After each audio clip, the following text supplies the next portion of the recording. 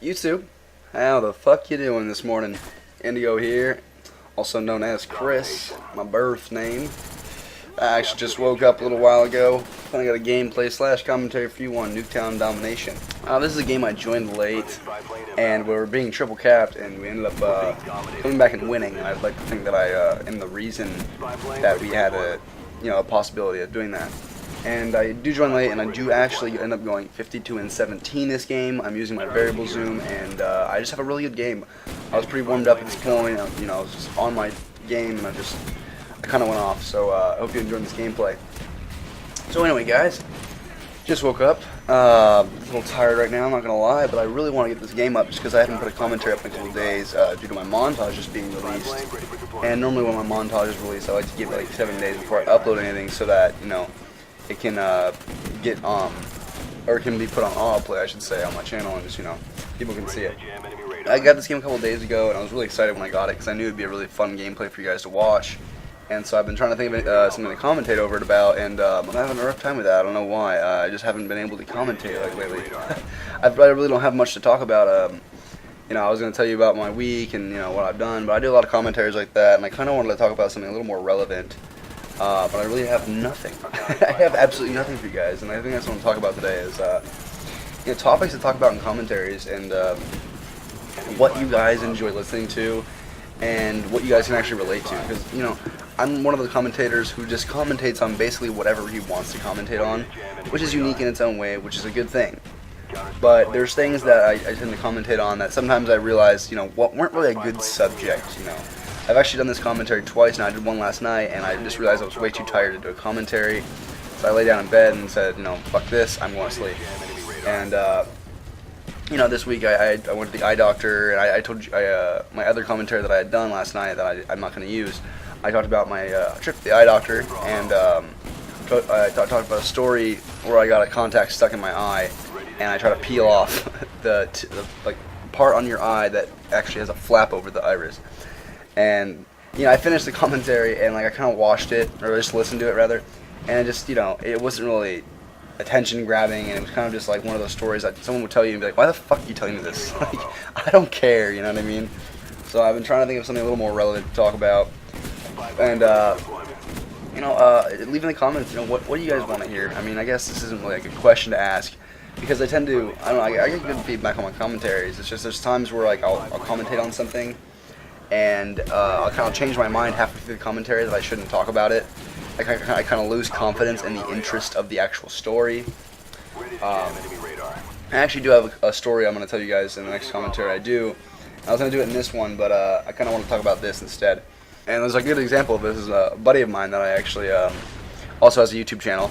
He does commentaries as well, and we were talking the other day, and he was saying I have trouble finding something to come up with to talk about.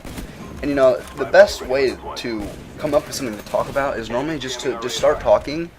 And if you're in a certain mood, or if you're in a talkative social mood, or you feel like you're in a good mood, you'll normally come up with something to talk about just when you're talking.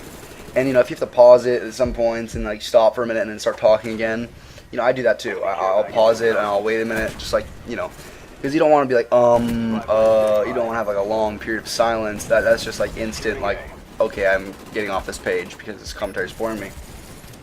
But my friend was telling me, he has trouble finding things to talk about.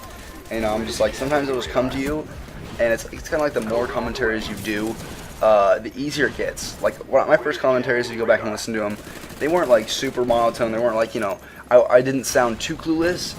But that's because I don't know. I've had experience in this field before, talking out loud and speaking. It was my old job. I used to be I worked at a sandwich shop, so I was the supervisor on the shift. So I talked to every customer that came in. I had to make conversation that would make the customer want to come back. You know what I mean? So I have experience with an electrifying kind of commentary voice, and it is a voice. A lot of people even me. I hate when people try to act too fake in the commentary.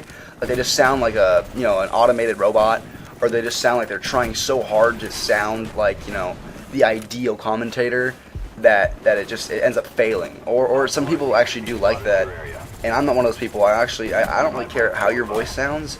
It's just it's the way you say things, and it's just basically if you're interesting me, and you can be interesting without having, you know, like a commentator voice, you know what I mean? Like, so, you know, basically the gist of it is just do your thing, and if you're relaxed and calm and you're just kind of like bullshitting, or, you know, you have a subject you think about, just try to, you know, make the subject as you know, appealing as possible, and that's pretty much the whole thing, is making a conversation appealing. I mean, you can talk about anything, really. I mean, you could like literally talk about a game of Monopoly you played the night before, and it can be a good commentary. You know what I mean? It's just getting comfortable and having a fun time while talking to yourself, basically. And I talk to myself quite a bit. You know, whether I'm playing online or I'm just walking through my house, I tend to talk to myself a lot. So this is not really out of the ordinary for me. I really do enjoy commentaries. I just, you know, I love feedback on them, and I wish you guys would give me some more feedback so I knew, you know, what I was doing right and what was doing wrong, because there'd be one week where I put up commentary and it gets amazing feedback. And I'm not always sure why. You know, I'm not sure if it was the commentary itself or the gameplay was really good to watch. But, you know, then there's other days where I put up commentary that I think went well, and it immediately gets dislikes. And I think that's just because there's, you know, those, you know, trolls that tend to purposefully jump on your page and just immediately dislike shit without even watching it, just because you uploaded it. Like, they just want to fuck your day up, you know what I mean? They're just like, oh, I don't even like this guy. You know why? I don't know. I'm gonna go to his page, dislike his video. Why not? Why not? You know, it's just like, there's just those people on YouTube, and they're generally just, you know, pricks. You know, people that, they're always gonna be like that, though. There's people like that every place in the world. Wherever you are, there will always be quote-unquote trolls. You could be at a restaurant working, or you could be playing, you know, golf, and there will always be an asshole somewhere within like 45 feet, and that's just, you know, that's just the world. That's just people. And so you basically just keep making your commentaries. You know, if you don't think you're good at them, you'll get good at them, as long as, you know, over time you break out of your shell and you just kind of relax and just talk. And once you start having fun with it, the easier it becomes. And people will know you're having fun with it, and as long as you're having fun with it, people will tend to like it more. They kind of get this, you know, feeling that it was an enjoyable commentary because you're having fun, you know what I mean?